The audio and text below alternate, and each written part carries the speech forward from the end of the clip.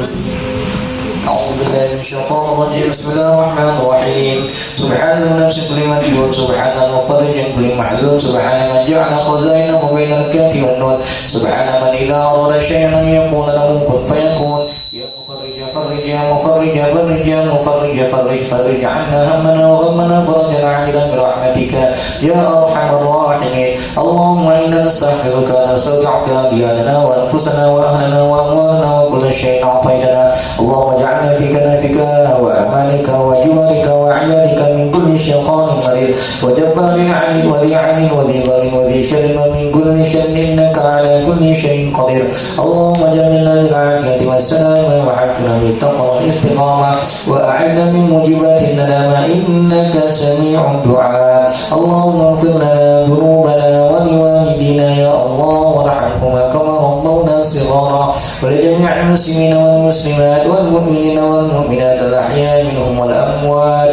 خصوصا إلى روح الناس بعينك وإلى روح بحسن بالجيد وإلى روح مهدوي خديجة وإلى روح مكاسن رجل وإلى روح تريد سنة بن حرسون وإلى روح عبد سكينة بنت كسن وإلى روح كتب بن عبد الله وأصولهم وفروعهم إن الله يغفر ذنوبهم ويرحمهم ويتغشهم بالرحمة ويعد درجاتهم في الجنة وأن الله يا الله اللهم أعطنا صحة وعافية وسلامة في الدين والدنيا والآخرة وبارك في حياتنا وأعمالنا وسهل أمورنا واقض حاجاتنا واستجب دعاءنا يا أرحم الراحمين اللهم أرنا الحق حقا وارزقنا اتباعه وأرنا الباطل باطلا وارزقنا اجتنابه ربنا هب لنا من الصالحين ربنا هب لنا من لدنك ذرية طيبة إنك سميع الدعاء ربنا هب لنا من أزواجنا وذريتنا قرة أعين واجعلنا للمتقين إماما ربنا آتنا في الدنيا حسنة وفي الآخرة حسنة وقنا عذاب النار وصلى الله على سيدنا محمد النبي الأمي وعلى آله وصحبه وبارك وسلم والحمد لله رب العالمين اللهم صل على سيدنا محمد. Assalamualaikum warahmatullahi wabarakatuh. Alhamdulillah, asyhadu an la ilaha illallah wahdahu la syarika lah wa asyhadu anna sayyidina wa nabiyyana Muhammadan abduhu wa rasuluhu la nabiyya ba'da. Allahumma salli wa sallim wa barik wa karim wa majjid wa azim ala sayyidina Muhammad wa ala alihi wa ashabihi wa azwajihi wa dhurriyyatihi wa atba'ihi ajma'in amma ba'd. Pada ibu-ibu, bapak-bapak, majelis Quran Nur Hidayatul Ummah, bil khusus Sahibul Bait, Bunda Dia, Pak Bini sekeluarga, mudah-mudahan kita semua yang hadir di majelis ini mendapatkan ampunan, taufik, sehat, dan semoga apa yang menjadi niat kita dimudahkan oleh Allah Subhanahu wa taala, dikabulkan oleh Allah Subhanahu wa taala. Amin ya rabbal alamin. Mohon kita kelasnya.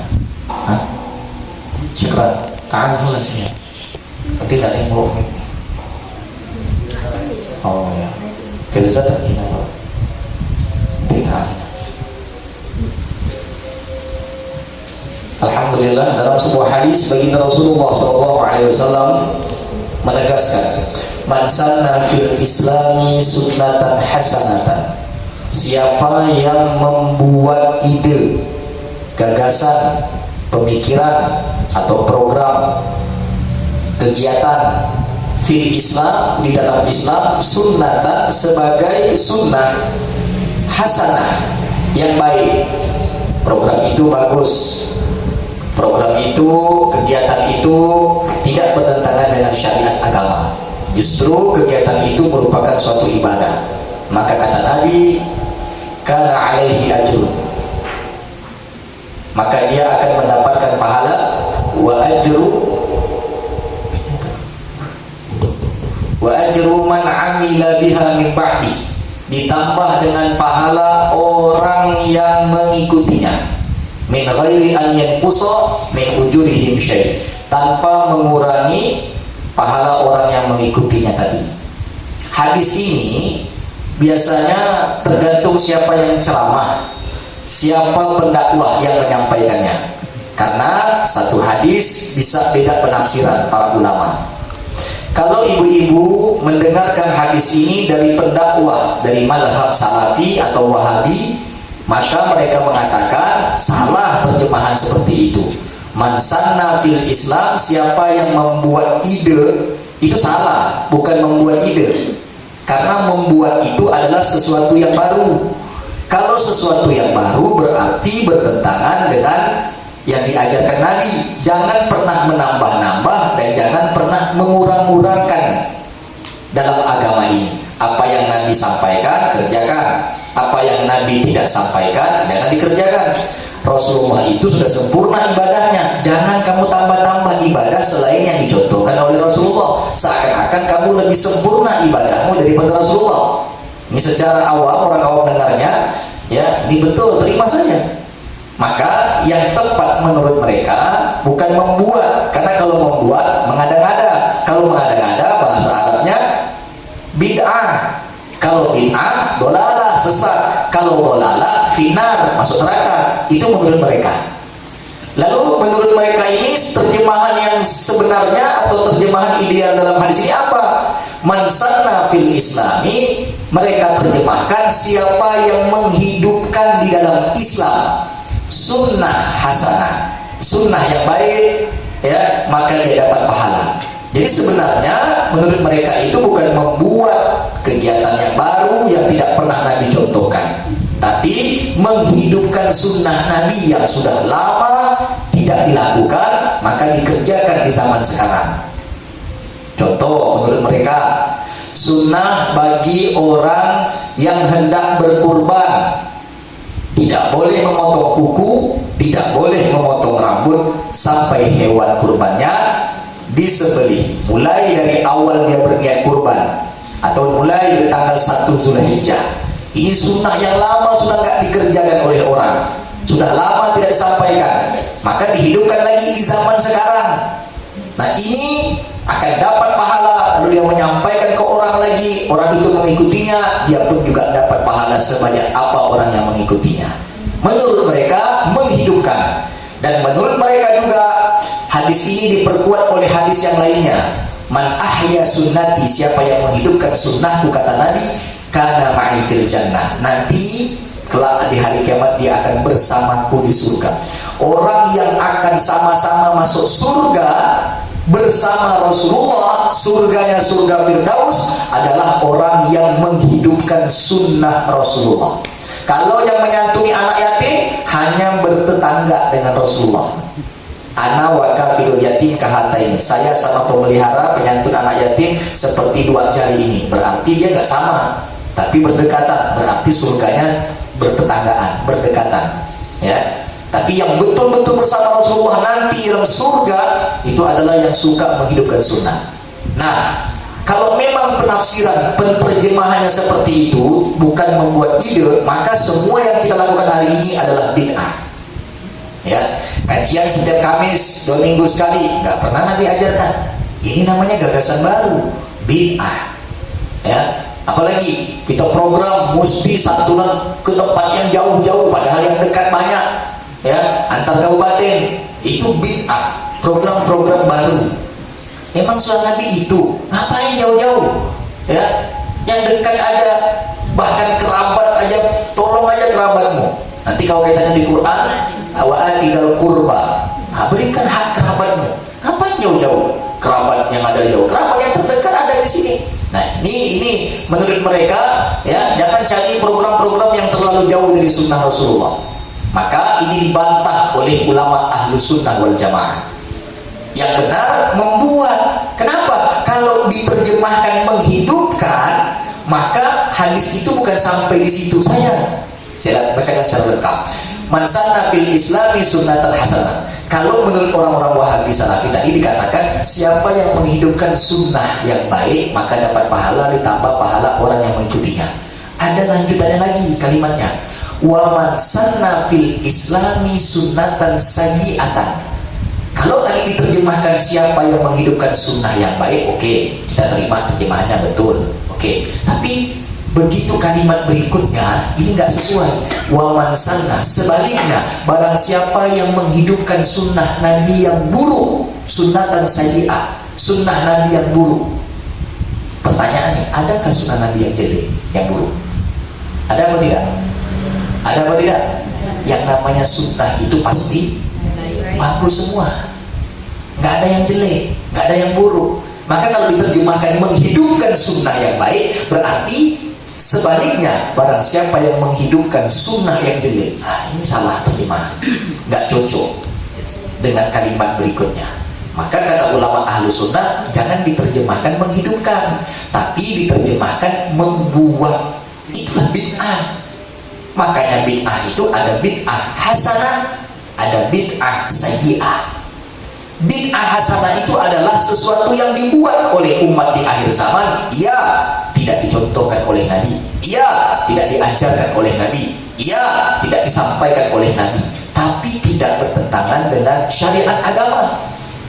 Maka selama tidak bertentangan dengan syariat agama, justru membuat orang semangat dalam beribadah, mengharapkan ridho Allah, maka itu tetap dikatakan sebagai sunnatan hasanah atau bid'ah hasanah. Bid'ah baru tapi bagus, maka dia dapat pahala, ditambah orang yang mengikutinya, ya, maka dia dapat pahala. Sebaliknya, siapa yang membuat ide, gagasan, program, kegiatan sunnatan sayyi'atan, menurut mereka sunnah tapi sayyi'ah, jelek, buruk, maka kana alaihi wizruha, dia akan mendapatkan dosa. Wa wizru man amila biha min ba'di, ditambah dosa orang yang mengikutinya, min ghairi an yanqusa min auzarihim syai', tanpa mengurangi dosa-dosa orang yang mengikutinya tadi. Contoh, dia buat program harus kita main futsal seminggu sekali, tapi pakai taruhan. Menurut mereka ini sunnah. Kenapa? Olahraga, memberi kesehatan untuk tubuh kita, tapi taruhannya ada unsur judinya. Kalau taruhan sekedar traktir makan, dihitung sedekah, nggak ada masalah. Tapi kalau taruhannya pakai duit, ini bermasalah, ya. Apalagi diketahui oleh orang yang menyewakan lapangan futsal itu, ya, maka dia akan mendapatkan dosa. Ditambah orang yang mengikuti futsal itu semua, ditambah lagi orang yang menonton futsal itu semua, ya. Hati-hati. Silakan. Iya, silakan. Jadi hati-hati membuat program, hati-hati membuat kegiatan. Dan mohon maaf, kalau mau jujur, hati-hati buat kafe. Hati-hati. Kalau seandainya buat kafe itu anak-anak muda, anak-anak remaja yang belum menikah, nongkrong di kafe kita berjam-jam, bahkan di situ dia berpegang-pegangan, kita diam saja. Yang penting laku minuman kita. Yang penting laku makanan kita. Hati-hati, kita dapat dosa, ditambah dosa orang yang mengikutinya. Mohon maaf. Hati-hati, ya. Artinya tetap siap menegur, ya. Jangan dibiarkan lama-lama. Orang-orang seperti itu, dia mau beli minum, nggak ada masalah. Dia duduk sekedarnya ramai-ramai, nggak ada masalah. Tapi saat dia duduk berduaan, pegang-pegangan, yang punya ada di situ, maka jangan sedih-sedih di situ. Diam aja, yang penting minumannya laku. Awas, ini tidak akan membawa berkah. Kalau membawa berkah apa? Pakpo, bahasanya impas. Kayaknya sebagian untuk disantuni katanya kan 20%, tapi di dalamnya juga ada dosa. Maka ya impas, nanti nggak ada catatan amal kebaikan, hanya catatan amal kebaikan. Padahal perasaan 20% itu inilah, nanti 100%, tapi kok nggak ada, terhapus semua. Oh, ternyata habis habaan mansura, bagaikan debu yang berterbangan. Waqadimna ila ma'amilu, banyak orang yang mengumpulkan amal-amal ibadah, tapi saat di hari kiamat amal mereka itu ditiup oleh malaikat Allah bagaikan habaan mansura, debu yang berterbangan. Nauzubillah. Hati-hati, ya. Jadi sebenarnya bukan itu yang saya singgung, tapi karena ke situ arahnya, mau tahu saya sebutkan. Jadi saya sampaikan, hati-hati dengan program kegiatan, dan jangan pernah takut juga sebaliknya dengan kegiatan yang kita yakini itu suatu amal ibadah. Maju terus, pantang mundur, surut ke belakang, ya. Walaupun dulu sempat pisah dengan kafil yatim 5 bulan, ya kan, tapi Bu Ifat Masya Allah tetap ngajak jangan sampai bubar, ini harus semangat, ya kan. Ini luar biasa, ya. Ini ibadah, ini kan bid'ah, bid'ah lah, ya. Apakah ada bid'ah yang diterima oleh Nabi zaman sahabat Rasulullah? Ada. Ya, kita fokus ke bab bid'ah dulu. Ya, ada satu. Tatkala Rasulullah memimpin sholat berjamaah, begitu bangkit dari ruku, namanya i'tidal. I'tidal ada beberapa bacaan. Satu, Rabbana walakal hamd. Itu bacaan i'tidal, pendek. Jadi kalau i'tidalnya singkat, berarti cuma itu bacaannya. Tapi ada bacaan panjang yang biasa kita baca, Rabbana lakal hamdu mil'us samawati wa mil'ul ardi wa ma syi'ta min syai'in ba'du. Suatu saat Rasulullah mengucapkan sami'allahu liman hamidah, ada sahabat di belakang mengucapkan Rabbana walakal hamd hamdan katsiran thayyiban mubarakan fihi. Allahu Akbar, selesai salam, Assalamualaikum warahmatullahi, Assalamualaikum warahmatullahi. Rasulullah langsung balik ke belakang. Siapa tadi itu yang mengatakan saat i'tidal hamdan katsiran thayyiban mubarakan fihi? Siapa? Wah, sahabat pada ketakutan. Habis kau kena, kau marah, kau pandai-pandai bid'ah kau tuh. Nabi tak ajarkan, kurang apalah Nabi contohkan bacaan, masih dibuat lagi bacaan yang tidak. Akhirnya Rasul sahabat tadi yang berucap hamdan katsiran thayyiban mubarakan, angkat tangan, saya ya Rasulullah, dengan gemetaran. Tapi bismillah, ternyata apa yang terjadi? Rasulullah mengatakan, kamu tahu tidak? Kalian tahu tidak? Karena bacaan dia ini hamdan katsiran thayyiban mubarakan fi, aku melihat, dibukakan dengan mata batinnya Rasulullah bahwa pintu langit itu terbuka. Saat kita sholat itu pintu langit sedang terbuka, kemudian malaikat itu turun semua, ribuan berdatangan hari ini tempat kita, dan mereka berebut mencatat amal kebaikanmu. Hamdan, pujian, katsiran, banyak, thayyiban, baik, mubarakan, berkah, fihi, di dalamnya. Itu pujian yang sangat mulia untuk Allah Subhanahu wa taala. Sami'allah, sami'a, mendengar. Allah sami'allah, Allah telah mendengar. Liman, bagi siapa? Hamidahu, yang telah memujinya. Lalu kita jawab, hamdan, pujian, katsiran, banyak, thayyiban, bagus, mubarakan, berkah, fihi, di dalamnya. Jadi dia memuji Allah, maka malaikat turun berdatangan berebut mencatat amal kebaikan. Wah, dikirain marah Rasulullah, ternyata justru ini ya suatu kebanggaan. Maka sejak itulah bacaan itu menjadi sunnah sampai hari ini. Awalnya tidak dicontohkan oleh Nabi, awalnya tidak diajarkan oleh Nabi. Kalau tidak dicontohkan Nabi, namanya apa tadi? Bid'ah. Sesuatu yang tidak dicontohkan Nabi, nggak dicontohkan, bid'ah. Tapi begitu dilakukan oleh sahabat, bagus bacaan itu, walaupun Nabi tak pernah contohkan. Itu dibuat-buat oleh sahabat, dikirain salah, dikirain ditolak, justru diterima, bahkan menjadi sunnah sampai saat ini. Artinya ada perkara bid'ah di zaman Rasulullah masih hidup, diterima oleh Rasul, ya. Jadi jangan ngomong bid'ah itu zaman sekarang, dulu sudah pernah ada bid'ah itu. Yang kedua apa yang pernah dicontohkan itu? Sayyid Bilal bin Rabah radhiyallahu anhu. Bilal bin Rabah ini pernah ditanya sama Rasulullah, ya Bilal, bima sabaqtani ilal jannah, dengan apa kau bisa mendahului aku masuk surga? Bingung Bilal, maksudnya bagaimana ya Rasulullah?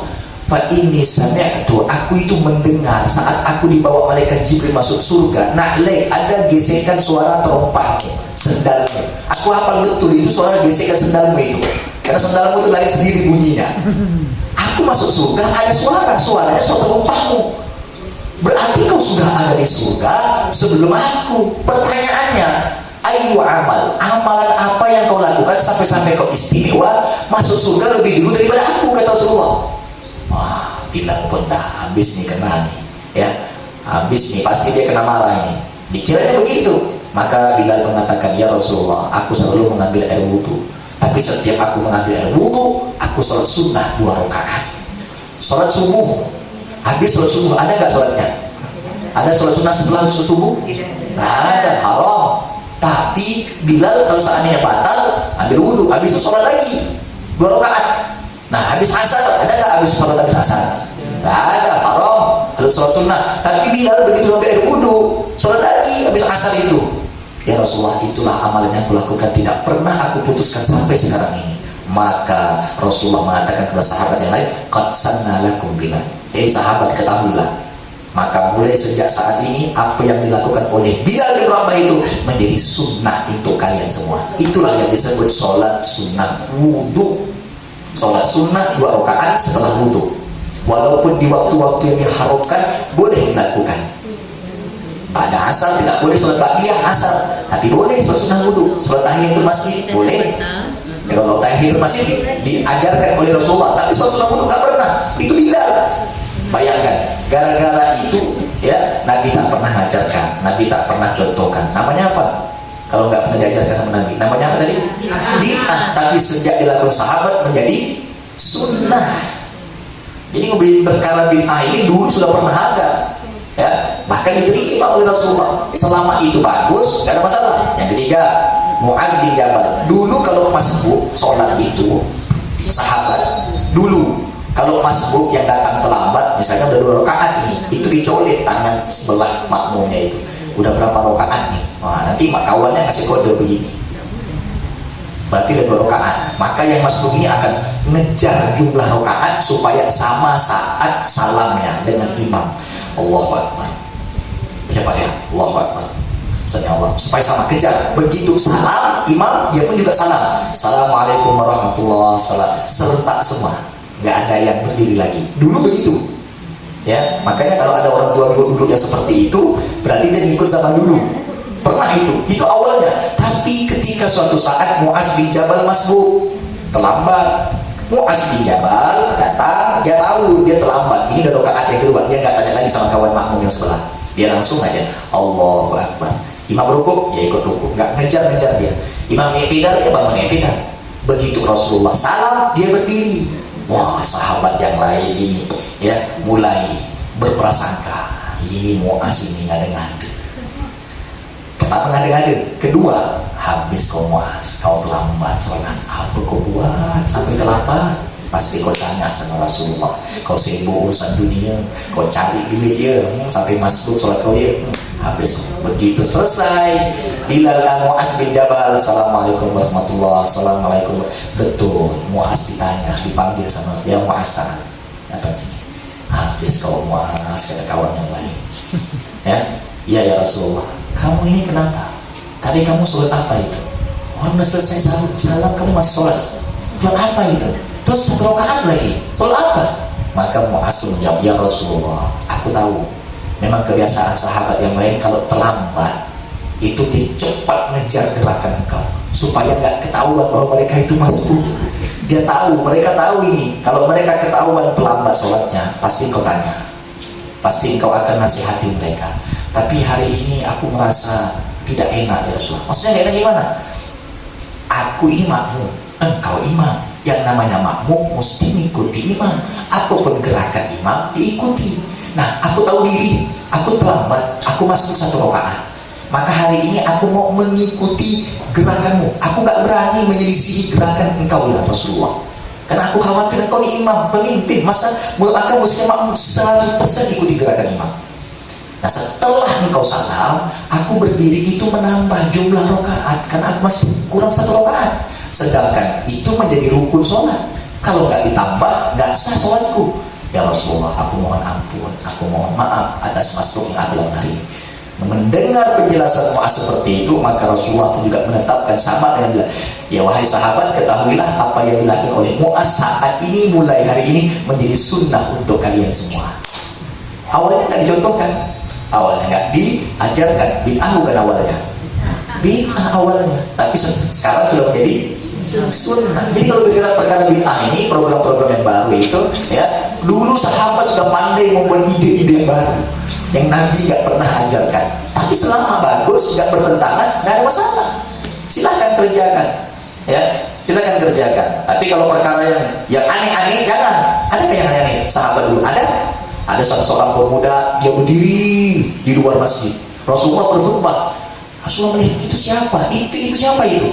Siapa yang berdiri di luar itu? Ya Rasulullah, itu Abu Israil. Bukan Bani Israil ya, Abu Israil. Bapaknya Israil, namanya Israil. Kenapa dia berdoa di luar? Nadaro ya Rasulullah, dia punya nazar. Nazarnya apa? An-yakuma. Dia punya nazar untuk berdiri kalau engkau berkhutbah. Terus, wala yastazil, tak mau berteduh. Wala yaqut, tak mau duduk. Wala yatakallam, dan tidak mau ngomong, berbicara. Wa yasum, tapi dia sedang berpuasa ya Rasulullah.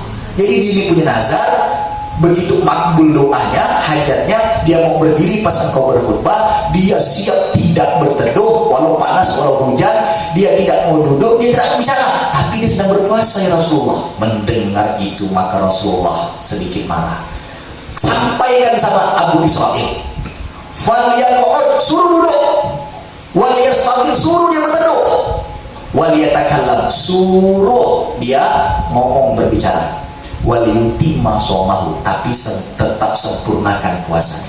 Artinya nazar puasa sambil duduk, sambil berjemur, sambil tanpa ngomong, itu nazar yang salah, bid'ah itu, dan itu tidak diterima oleh Rasulullah. Ya, itu bertentangan, bahasa kasarnya bodoh gitu. Ya, nazar ngade-ngade yang kayak begitu tuh. Ya, masa puasa sambil berdiri, sambil berjemur, ya, itu ngade-ngade, itu namanya menyiksa diri namanya. Enggak, puasanya tetap lanjutkan, tapi nazar yang tak mau ngomongnya batalkan. Nazar tak mau tak mau berteduh, batalkan. Nazar tak mau apa lagi berbicara, batalkan. Itu pernah ditolak oleh Rasulullah karena itu perkara bid'ah dan mengada-ngada serta menyiksa dirinya sendiri. Jadi kalau sesuatu yang menyiksa diri, batalkan. Sama dengan aku bersumpah, mak, takkan melangkahkan kaki aku lagi untuk masuk rumah ini, mak. Oh, wallahi, mak, misalnya, ini wajib dibatalkan sumpah ini, wajib. Tapi kalau dia udah nyebut demi Allah Pak Ustaz, maka dia puasa 3 hari, puasa kafarat, puasa menebus sumpah yang diucapkan oleh lisan. Ya, itu harus dibatalkan. Sama dengan suami, dek, aku tidak akan setubuhi kau selama sebulan, tapi tak cerai, tapi tak mau setubuhi, cuma segitunya, itu wajib dibatalkan. Atau istri, aku janji tak layani kau bang selama 2 bulan, tapi tak bercerai, tapi satu rumah, cuma segitu, satu kasur tapi dikasih batas. Nah, ini namanya bid'ah yang bertentangan dengan syariat agama, wajib dibatalkan. Tapi dia nyebut demi Allah Pak Ustaz, ya, kalau cuma nazar nggak ada masalah. Tapi kalau nyebut wallahi, demi Allah aku tidak akan melayani, maka cara membatalkan sumpahnya itu karena nyebut wallahi, ya wallahi, billahi, Allahi. Ini 3 nama dalam bahasa Arab, sama-sama artinya demi Allah semua. Tapi kalau wallah, aku tidak akan melayani kau, itu bukan sumpah. Kalau wallah, kayak Ustaz Beri kemarin itu belum sumpah. Wallah ini beri untuk saya, ya saya yakin itu. Tapi wallahnya belum sah, nggak dianggap dari Allah artinya. Jadi bedakan ya antara wallah dengan wallah. Wallah saya, itu belum sumpah gitu. Kalau wallah, kalau wallah ya baru sumpah demi Allah berarti disukunkan dengan dikasrohkan dulu. Sekian dulu ya, padahal ini baru ngantar sebenarnya. Belum masuk ke materi berikutnya karena seseorang itu tidak masuk surga karena amal perbuatan. Hati-hati. Ini yang bersama dengan itu. Lam yadkhulul ahadul amal bil jannah. Manusia itu kata Rasulullah tidak akan masuk surga karena amal perbuatannya. Lalu karena apa ya dosa? Lalu bagaimana kita berbuat ini? Jauh-jauh gitu nih, berbagi sembako nih, waktu kalau gitu kita masuk surga nih. Dapatkan penjelasannya di episode yang akan datang. Dan termasuk suatu azan, saya cukupkan sampai di sini. Mudah-mudahan berkah untuk kita semua dan mudah-mudahan kita bisa istiqomah dan amal ibadah. Amin ya rabbal. Subhanallahumma wa bihamdika, asyhadu an la ilaha illa anta, astaghfiruka wa atubu ilaik. Assalamualaikum warahmatullahi wabarakatuh.